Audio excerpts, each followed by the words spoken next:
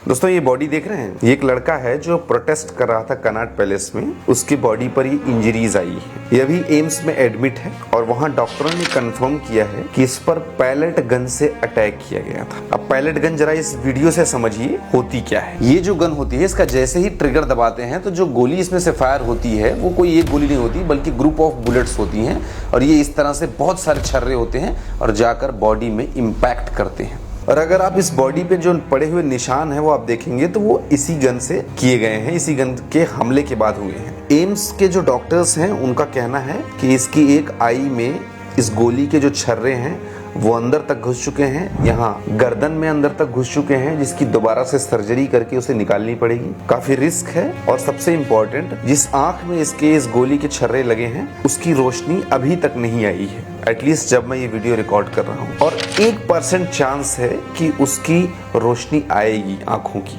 जिस स्कूल में मैं पढ़ता था उसकी दीवारों पर एक लाइन लिखी थी, उस पर लिखा था कि बच्चे इस राष्ट्र की आंखें होती हैं और शिक्षा इन आंखों की रोशनी। शिक्षा तो मिली नहीं, जब उसे लेने के लिए गए, अपने अधिकारों के लिए गए तो आंखों की रोशनी भी छीन ली गई। ये जो गन यूज हुई है दोस्तों, यूजुअली ये गन जम्मू कश्मीर में किसी भागते हुए आतंकवादी के ऊपर यूज किया जाता है ताकि उसे घायल किया जा सके, उसे जिंदा पकड़ा जा सके। जब मूवमेंट बहुत ज्यादा होता है, हमें पता नहीं निशाना किधर लगाना है, तो इसको फायर कर देते हैं और लग जाती है गन। इस लड़के ने बताया कि वहां पर कोई ऐसी स्थिति भी नहीं थी भगदड़ की या कुछ ऐसी स्थिति आ गई हो कि जिस जवान ने उन पर फायर किया उसकी जान पे ही आफत बनाई हो। कुछ भी नहीं था, बिल्कुल शांति से जा रहा था प्रोटेस्ट। और जानबूझकर उसने इस बच्चे की तरफ, 19 साल एज है इस बच्चे की, इसकी तरफ गन किया और फायर कर दिया।